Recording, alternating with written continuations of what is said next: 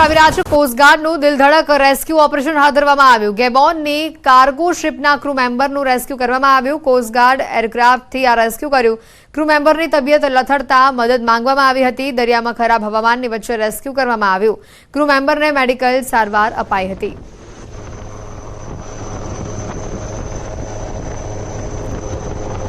દરિયામાં ખરાબ હવામાનની વચ્ચે આ દિલધડક રેસ્ક્યુનો નજારો સામે આવ્યો। ક્રૂ મેમ્બરની તબિયત લથડતા તેઓએ મદદ માંગી હતી અને જેના પગલે કોસ્ટગાર્ડનું આ દિલધડક રેસ્ક્યુ ઓપરેશન સામે આવ્યું। સોમનાથ મહાદેવ પર શ્રાવણ પૂર્વે મેઘરાજાનો મહાઅભિષેક સામે આવ્યો। છેલ્લા 3 દિવસથી મેઘરાજા વિસ્તારમાં અવિરત વરસી રહ્યા છે। સોમનાથ મહાદેવનો જળાભિષેકના આ દ્રશ્યો સોમનાથમાં શિકાર વર્ષા અને સમુદ્રનો ઘૂઘવાટ જોવા મળી રહ્યો છે। યાત્રીઓ પણ અભિભૂત આ નજારો જોઈને થઈ રહ્યા છે।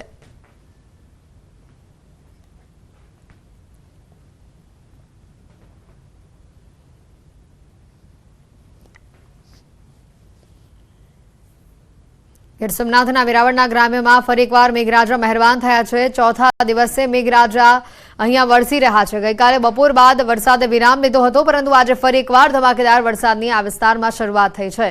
વેરાવળના નાવદરા, ઇન્દ્રોય, સુનારિયા સહિતના ગામોમાં છેલ્લા અડધો કલાકથી ધોધમાર વરસાદ ચાલુ છે। સતત વરસતા વરસાદથી ખેડૂતો પણ હવે ચિંતિત થઈ રહ્યા છે।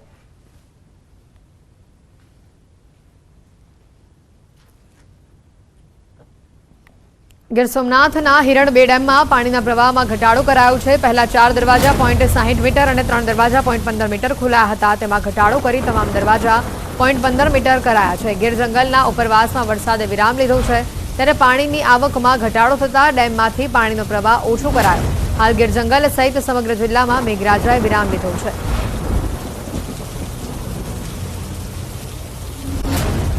વધુ સમાચાર આવી રહ્યા છે। ભાલકા તીર્થમાં હજી પણ પાણી જોવા મળી રહ્યું છે। ધોધમાર વરસાદથી અહીંયા વિસ્તારમાં પાણી ભરાયા છે। ભાલકા તીર્થ મંદિરની 4 તરફ પાણી જ પાણી જોવા મળી રહ્યું છે। વેરાવળના અન્ય વિસ્તારોમાં પણ હજી પાણી ભરાયેલા જોવા મળી રહ્યા છે।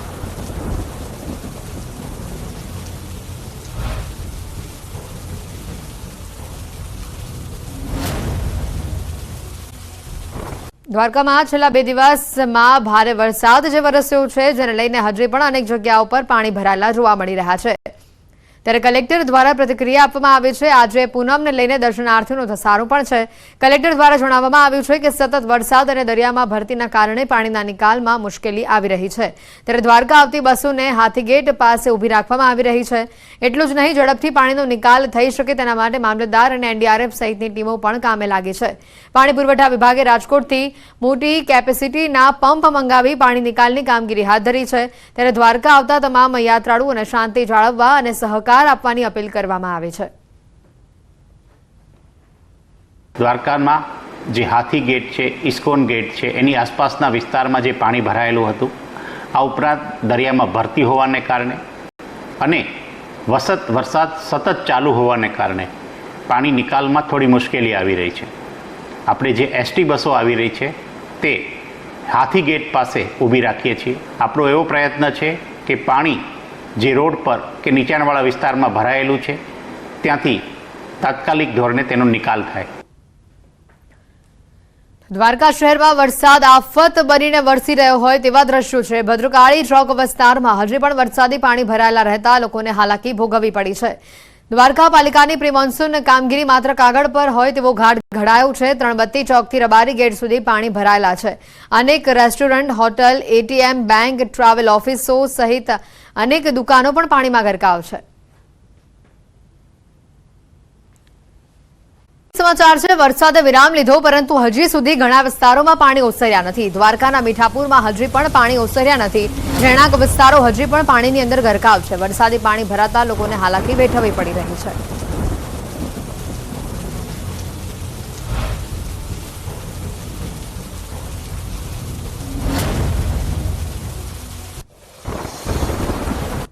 દ્વારકાના કલ્યાણપુર પંથકમાં ફરી મેઘરાજાની પધરામણી થઈ। કલ્યાણપુર તાલુકાના જામગઢડા ગામે મેઘરાજાની તોફાની બેટિંગ જોવા મળી। જામગઢડા સહિતના ગ્રામ્ય વિસ્તારોમાં મેઘરાજાની તોફાની બેટિંગથી ખેડૂતોમાં ચિંતા જોવા મળી। મેઘરાજા સતત વરસી રહ્યા હોવાથી મગફળી સહિતના પાકો માટે હવે વધુ વરસાદ આફત બની શકે છે। ધોરાજી માટી ખાસ કરીને મારડ ગામ વિસ્તારમાં પણ ભારે વરસાદથી ખેડૂતોને નુકસાની વેઠવાનો વારો આવ્યો છે। ખેડૂતો દાવો કરી રહ્યા છે મોટી મારડમાં 11 ઇંચ વરસાદ ખાબકતા ચીખલિયા રોડ પરનો ચેકડેમનો પાળો આખો તૂટી પડ્યો છે। અહીંયા પાણી વહી જતા જેના કારણે ખેડૂતોના જે ખેતરો છે તેમાં પાણી ફરી વળ્યા છે। તો બીજી તરફ રોડ ઉપર પાણી હોવાથી ખેડૂતો પણ પાણીમાં ફસાયા છે। ખેડૂતોનું કહેવું છે કે ચેકડેમનો પાળો તૂટતા ઘણા ખેડૂતોના ખેતરોની અંદર જવા આવવાની પણ તકલીફ પડી રહી છે।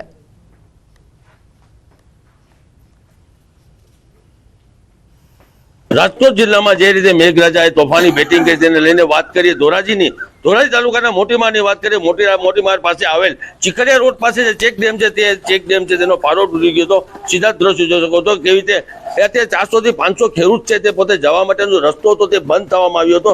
બીજી તરફ વાત કરીએ કે 11 ઇંચ જેવો વરસાદ પડ્યો તેને લઈને ખેડૂતને પરેશાનીનો સામનો કરવો પડે છે। આ પુલ છે તે પુલના સીધા દ્રશ્યો આપી શકો છો કે પારો કેવી રીતે તૂટ્યો તે સંગ્રહ કરવાનો પાણી હોય તે પાણી છે તે પાણી વહી જાય છે। તે ચેક ડેમનું પાણી છે જે ઉનાળા પિયત માટે ખેડૂતને કામ ના લાગે તેને લઈને અત્યારે ખેડૂત અત્યારે મુશ્કેલીમાં પડી ગયો છે। બીજા વાત કરીએ કે ખેડૂતના અંદરમાં જે રીતે માલધારીઓ હતા અને જે વરસાદ 11 ઇંચ થયો તેને લઈને તે ખેડૂતો બી ફસાયા હતા અને રસ્તો બી બ્લોક થયો હતો। ખેડૂતોની માંગ છે કે તાત્કાલિક ધોરણે આ પુલ છે પુલ રિપેર કરવામાં। આપણી સાથે અહીંના ખેડૂત છે તેની જોડે વાત કરું છું કેવો વરસાદ હતો અને કેવી પરેશાની। 2 કલાકમાં 11 ઇંચ વરસાદ પડ્યો છે। આ રસ્તો અમારા ખેડૂતનો ધોવાઈ ગયો છે। ઓછામાં ઓછા 400 થી 500 ખેડૂતને આવરો વાડીનો બંધ થઈ ગયો છે અને અમારે ખેતી ઉપર જ બધું છે। અટણે જવા આવવામાં બધી એવડી તકલીફ છે અને અડધા તો વાડીઓમાં હોવું પડ્યું હતું 2 દિવસ સુધી તો ખાધા પીધા વગર।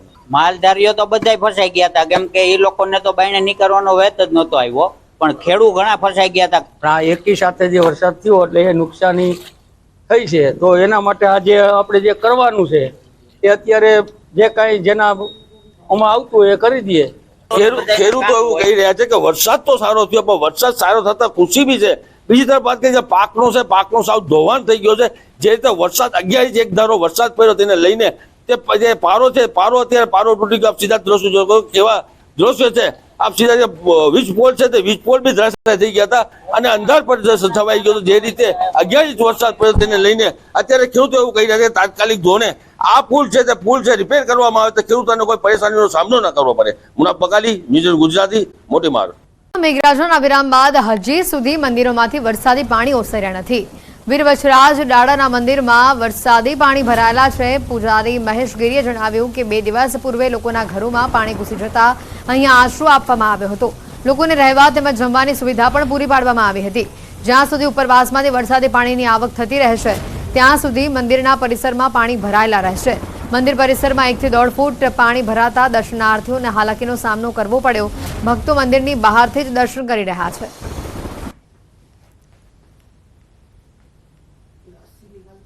પોરબંદર શહેર તેમજ પોરબંદરના ગ્રામ્ય પંથકોમાં ભલે વરસાદે વિરામ લીધો હોય પરંતુ પોરબંદર શહેરના અનેક એવા વિસ્તારો છે કે જે હજુ પણ પાણીની અંદર ગરકાવ જોવા મળી રહ્યા છે।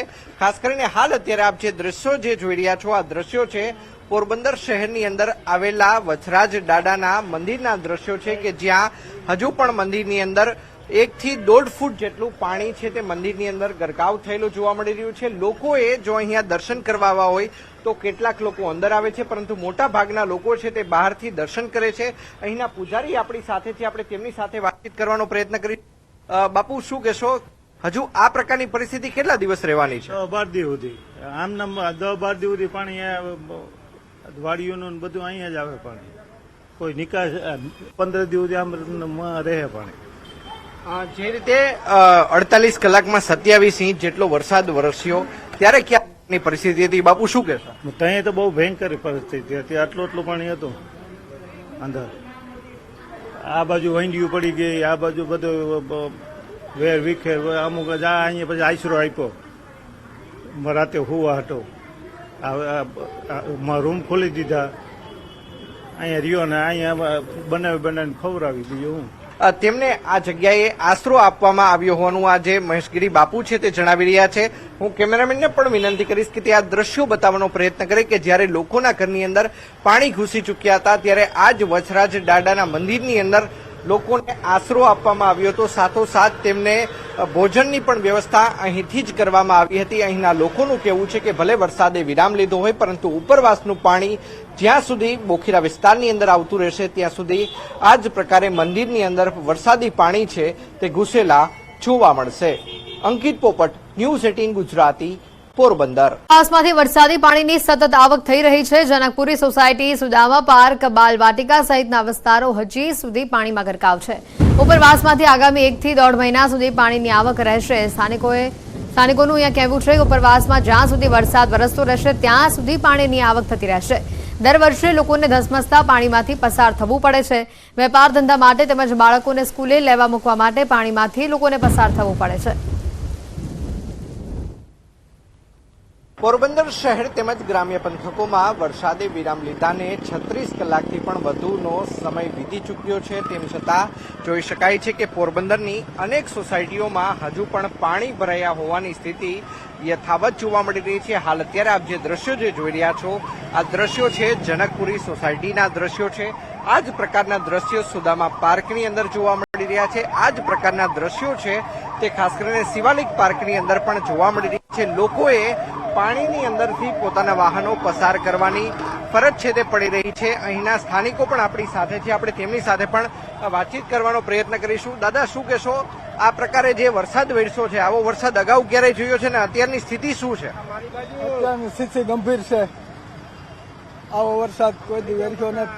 ઉનાળાના દિનો પરિસ્થિતિ બહુ ગંભીર છે. આ મહિને બી પાણી વેતિયાણ રહે. આમાં નેત વાહન નીકળતા, નેત કોઈ દૂધ લેવા દે શકતા, નેત કોઈ દરણું દરાવવા દે શકતા. આમાં કોઈ ભાવ પૂછતું નથી. દર વર્ષે આવી જ પરિસ્થિતિ છે. આ પાણી ક્યાંનું આવે દાદા, શું કહેશો? આ બધે આ વાડીનું આવે. આમાં કોઈ નિકાલ છે નહીં. લોકોએ આમ જ રહેવાનું, આમ જ રહેવાનું. મહિનો દી આ વેતિયાણ દી અહીં પૈસા ચડાવીને જવાનું. ચોક્કસ અન્ય લોકો છે, આપણે તેમની સાથે પણ વાતચીત કરીશું. શું કહેશો? આજુબાજુની કેટલી સોસાયટીમાં આ જ પ્રકારે પાણી હોય છે? વરસાદ રહ્યા બાદ પણ આ પ્રકારની પરિસ્થિતિ? લગભગ મહિનો 1.5 મહિનો સુધી આ પાણીનો આ વિસ્તારમાં પાણી ભરેલા રહેશે અને આ ઉપરથી પાણી વાડી વિસ્તારમાંથી આવે છે. 15-16 ગામનું પાણી અહીંયાથી નીકળે છે અને દર વર્ષે આ જ પરિસ્થિતિ, 1.5 મહિના સુધી આ જ પરિસ્થિતિ રહેશે. માણસને ખાવા પીવાનું, ઘરમાં કોઈ વ્યવસ્થા નથી, બકાલા નથી, દરણા નથી, દૂધ લેવા માટે 2-2 કિલોમીટર દૂર જવું પડે છે. કોઈ વ્યવસ્થા છે નહીં. દર વખતે આ પરિસ્થિતિ થાય છે. ચોક્કસ તો દર વર્ષે આ જ પ્રકારની પરિસ્થિતિનો સામનો અહીંના સ્થાનિકો કરે છે. અન્ય એક ભાઈ છે, શું કહેશો? આપ કયા વિસ્તારમાં રહો છો અને આપના વિસ્તારની પરિસ્થિતિ કયા પ્રકારની છે? વરસાદે વિરામ લીધો પરંતુ પાણી હજુ પણ શરૂ છે, શું કહેશો? હા, હું સુદામા પાર્કમાં રહું છું અને આ જ પરિસ્થિતિ છે બધાની. પાણી એટલું બધું આવ્યું છે કે ઘરોમાં પાણી ઘૂસી ગયા છે.